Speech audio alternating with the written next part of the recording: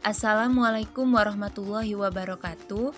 Perkenalkan, nama saya Elva Armelia dengan NIM 03131282025057, kelas A Teknik Kimia Indralaya. Sebelumnya, yang terhormat Ibu Asyeni sebagai dosen mata kuliah Fisika Dasar. Di sini saya akan menjelaskan proyek saya, yaitu tentang kecepatan rata-rata dan kecepatan sesaat. Kecepatan rata-rata dan kecepatan sesaat. Salah satu tujuan ilmu fisika adalah untuk mempelajari gerak objek-objek, seberapa cepat objek bergerak, misalnya, dan seberapa jauh objek bergerak dalam jangka waktu tertentu. Apa itu kecepatan? Kecepatan adalah laju perubahan posisi terhadap waktu. Maksudnya laju suatu benda tiap detik. Di sini saya akan membahas dua topik, yaitu kecepatan rata-rata dan kecepatan sesaat. Kecepatan rata-rata. Pada gambar tersebut, terdapat grafik XT di mana orang yang ada pada gambar pertama T sama dengan 0 ketika berada pada posisi X sama dengan min 5M. Dia bergerak maju ke posisi X sama dengan 0, melewati titik tersebut pada T sama dengan 3 detik, maju terus ke arah positif X yang lebih besar. Pada gambar bagian B menunjukkan gerak garis lurus dari orang tersebut seperti yang kita lihat. Beberapa kuantitas terkait dengan frase seberapa cepat. Satu di antaranya adalah kecepatan rata-rata yang disimbolkan dengan V, yaitu rasio dari perpindahan delta X yang terjadi selama interval waktu tertentu delta T ke interval itu. Dengan demikian, rumus dari kecepatan rata-rata adalah delta X dibagi delta T sama dengan X2 dikurang X1 dibagi T2 dikurang T1, dengan X sama dengan jarak dan T sama dengan waktu. Perhatikan gambar berikut.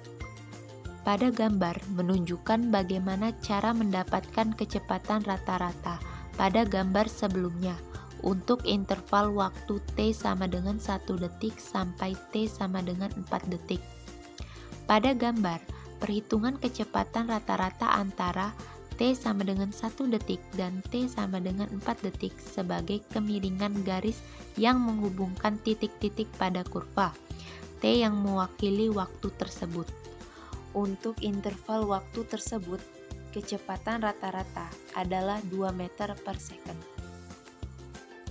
Kecepatan sesaat.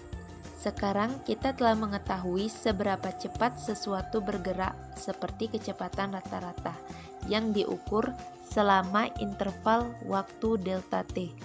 Namun, kata-kata seberapa cepat lebih umum merujuk kepada seberapa cepat suatu partikel bergerak selama interval waktu sesaat yang kita sebut dengan kecepatan sesaat. Rumus kecepatan sesaat. V sama dengan delta X dibagi delta T. Persamaan di atas memperlihatkan dua fitur dari kecepatan sesaat. Pertama, V adalah kecepatan di mana posisi X partikel berubah pada interval waktu sesaat, yaitu V adalah turunan dari X terhadap T. Kedua, V pada waktu sesaat adalah kemiringan dari posisi partikel kurva waktu pada titik yang mewakili waktu sesaat. Contoh soal pertama. Elar mengendarai sebuah truk di jalan yang lurus sepanjang 9,4 km pada kecepatan 80 km per jam. Pada titik mana truk tersebut kehabisan bahan bakar dan berhenti selama 30 menit berikutnya, Elar berjalan sejauh 2 km menuju pompa bensin. Pertanyaannya adalah, yang A, berapa perpindahan keseluruhan Elar dari permulaan Elar menyetir sampai Elar tiba di pompa bensin? Yang B, berapa interval waktu delta T dari permulaan Elar menyetir sampai Elar tiba di pompa bensin? Yang C, berapa kecepatan rata-rata Elar dari permukaan Elar menyetir sampai tiba di pompa bensin?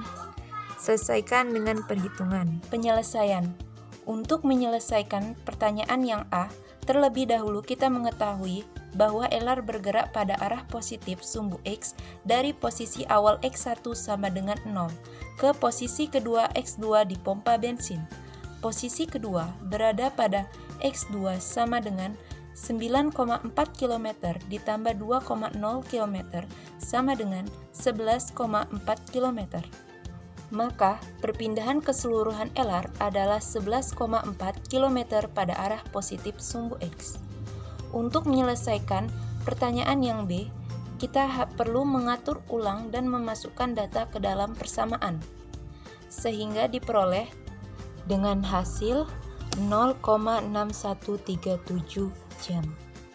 Untuk penyelesaian bagian C, kita ketahui keseluruhan perjalanan adalah rasio antara perpindahan 11,4 km untuk keseluruhan perjalanan terhadap interval waktu 0,6137 jam untuk keseluruhan perjalanan. Maka kita peroleh seperti tampak pada slide. Contoh soal yang kedua. Posisi dari partikel yang bergerak sepanjang sumbu X diberikan oleh persamaan berikut. X sama dengan 2,1 ditambah 1,2 T dikurang 2,2 T pangkat 3 dengan X dalam meter dan T dalam detik. Berapa kecepatan partikel tersebut pada T sama dengan 3 second? Apakah kecepatan konstan atau terus berubah? Penyelesaian. Kunci dalam menyelesaikan soal tersebut adalah bahwa kecepatan merupakan turunan pertama terhadap waktu dari fungsi posisi xt, maka dapat kita tulis dengan seperti yang tertera pada slide. Jadi, pada T sama dengan 3 second, partikel bergerak ke arah X negatif, lihat tanda negatif, dengan kecepatan min 58,2 meter per second. Pengaplikasian kecepatan dalam kehidupan sehari-hari. Seperti saat kita berjalan ataupun saat kita berlari, kita bisa menghitung kecepatan.